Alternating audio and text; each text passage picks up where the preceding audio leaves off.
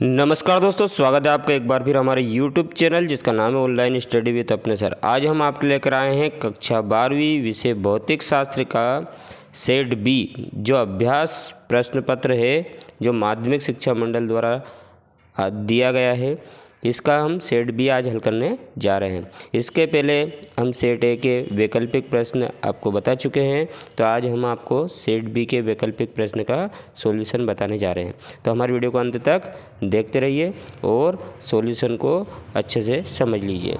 तो चलिए स्टार्ट करते हैं आज का वीडियो। हमारा पहला प्रश्न है, सही विकल्प का चयन कीजिए। यदि किसी बंद पृष्ठ से गुजरने वाला कुल विद्युत फ्लक्स शून्य हो तो निम्नलिखित में से सही कथन है। बंद पृष्ठ के अंदर कोई आवेश उपस्थित नहीं होना चाहिए, बंद पृष्ठ के बाहर कोई आवेश उपस्थित नहीं होना चाहिए, बंद पृष्ठ के अंदर कोई विद्युत द्विध्रुव उपस्थित हो सकता है, बंद पृष्ठ के अंदर अल्प धनावेश उपस्थित हो सकता है। तो दोस्तों हमें यहाँ क्या चाहिए कि किसी भी बंद पृष्ठ से गुजरने वाला फ्लक्स शून्य कब होगा, ये शर्त चाहिए। तो शून्य कब हो सकता है, जब उसके अंदर कोई आवेश उपस्थित ना हो तो भी शून्य हो सकता है, क्योंकि किसी भी पृष्ठ से गुजरने वाला फ्लक्स का जो फार्मूला होता है वो होता है Q/ε0। तो Q का मान क्या होना चाहिए, 0 होना चाहिए। तो Q का मान 0 कौन सी कंडीशन में हो रहा है, ए कंडीशन में। बंद पृष्ठ के अंदर कोई आवेश उपस्थित नहीं होना चाहिए। और एक और कंडीशन है इसमें, सी वाला, उस बंद पृष्ठ के अंदर कोई विद्युत द्विध्रुव उपस्थित हो सकता है। चूँकि विद्युत ध्रुव का नेट आवेश क्या होता है, शून्य होता है, तो उसके कारण भी बंद पृष्ठ से गुजरने वाला विद्युत फ्लक्स का मान शून्य हो सकता है।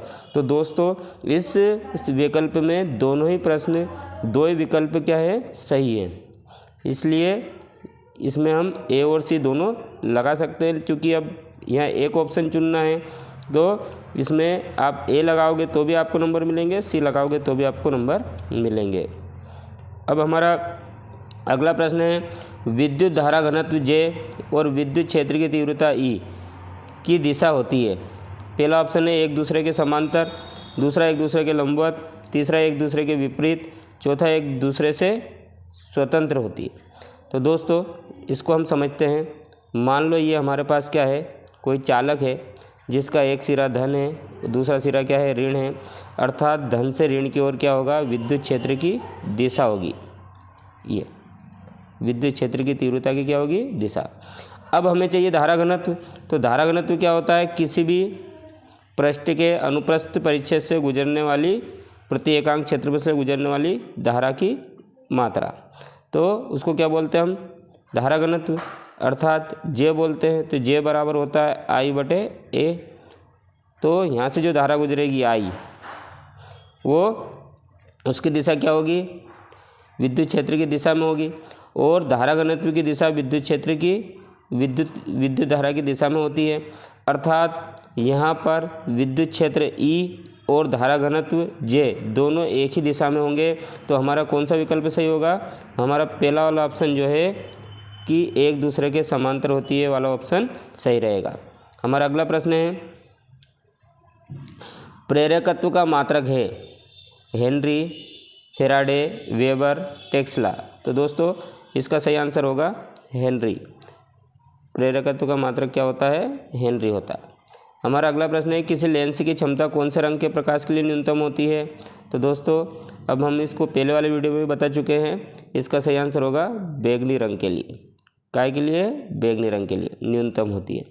और अगला प्रश्न है, 150 वोल्ट विभवांतर से त्वरित इलेक्ट्रॉन से संबंध तरंग दैर्घ्य कितनी होती है। तो इसका फार्मूला हम पिछले वीडियो में भी बता चुके हैं। ये होता है लैम्ब्डा बराबर 150/V एंगस्ट्रॉम में। तो V का मान 150 है, तो 150 से 150 कट जाएगा, एक आएगा, एक का वर्गमूल क्या आएगा, 1। तो इसका सही आंसर होगा 1 एंगस्ट्रॉम। तो इसका सही आंसर होगा 1 एंगस्ट्रॉम।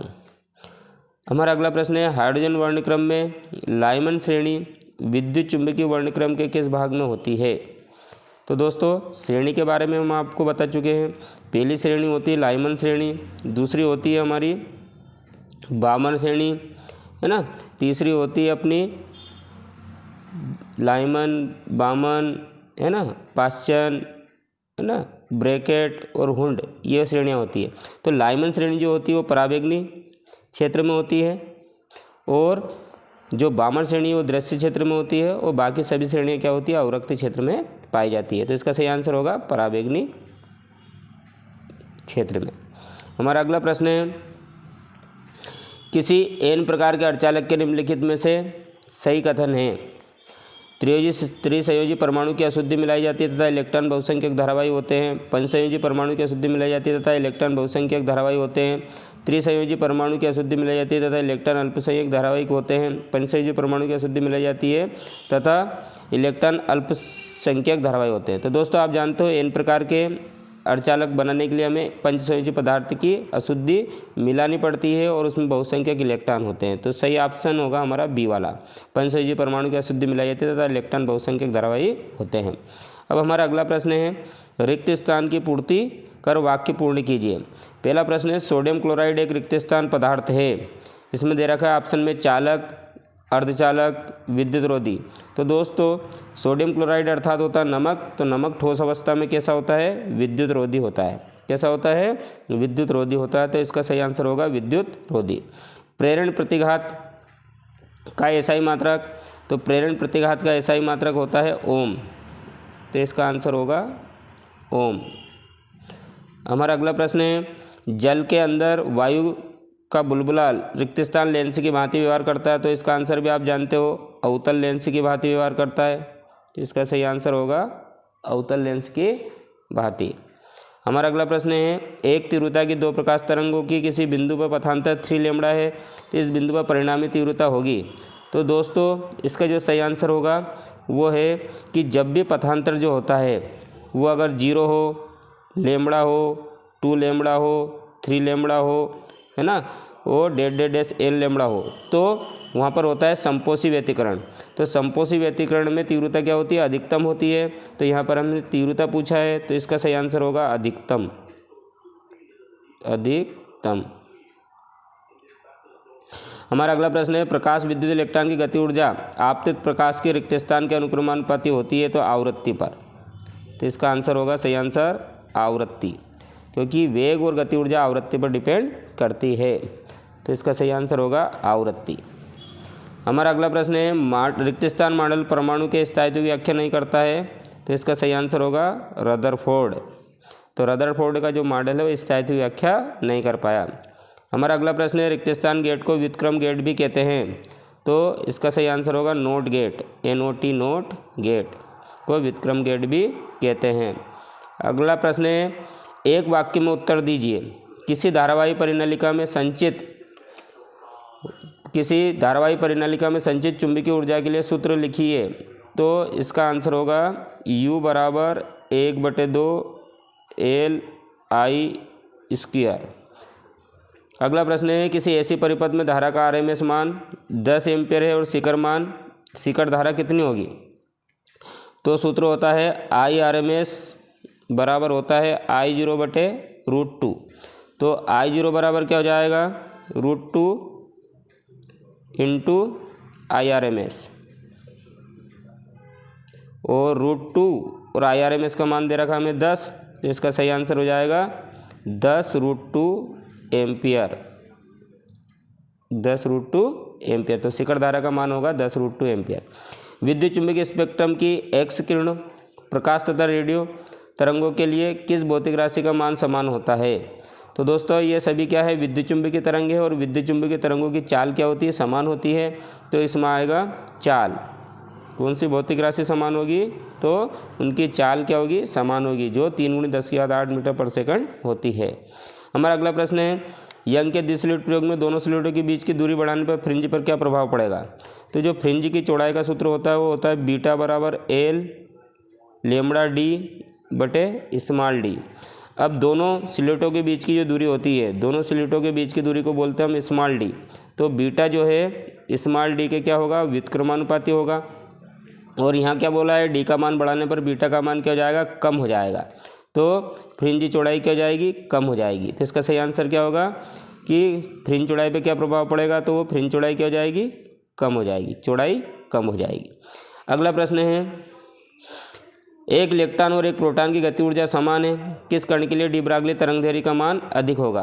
तो डी ब्रागली तरंगदैर्घ्य का सूत्र होता है लैम्ब्डा बराबर h/p और p का सूत्र होता है mv। अब चूंकि यहाँ गति ऊर्जा समान दे रखी है अर्थात वेग तो कांस्टेंट है, एज भी कांस्टेंट है, तो लैम्ब्डा फिर किसके व्युत्क्रमानुपाती होगी? द्रव्यमान के व्युत्क्रमानुपाती। और तरंगदैर्घ्य अधिक पूछा है तो जिसका द्रव्यमान कम होगा उसके लिए तरंगदैर्घ्य क्या होगी? अधिक होगी। तो हमारे प्रश्न में पूछा है तरंगदैर्घ्य किसके लिए अधिक होगी, तो हम जानते हैं कि प्रोटॉन का द्रव्यमान क्या होता है? अधिक होता है, तो उसके लिए तो तरंगदैर्घ्य कम हो जाएगी। और इलेक्ट्रॉन का द्रव्यमान क्या होता है? कम होता है, तो उसके लिए तरंगदैर्घ्य अधिक होगी। तो इसका सही आंसर होगा इलेक्ट्रॉन। तो इसका सही आंसर होगा इलेक्ट्रॉन। तो इलेक्ट्रॉन के लिए कम होगी। हमारा अगला प्रश्न है थोरियम नाभिक का प्रतीक 234 है और उसका परमाणु क्रमांक जो है 90 है। इनके नाभिक में कितने न्यूट्रॉन हैं? तो न्यूट्रॉन की जो संख्या होती है वो होती है परमाणु भार माइनस परमाणु क्रमांक, अर्थात 234 माइनस क्या कर लेंगे हम? 90 कर लेंगे। तो जो हमें मिलेगा वो क्या मिलेगा? 4, 13 में से 9 गए तो कितने बचेंगे? 4,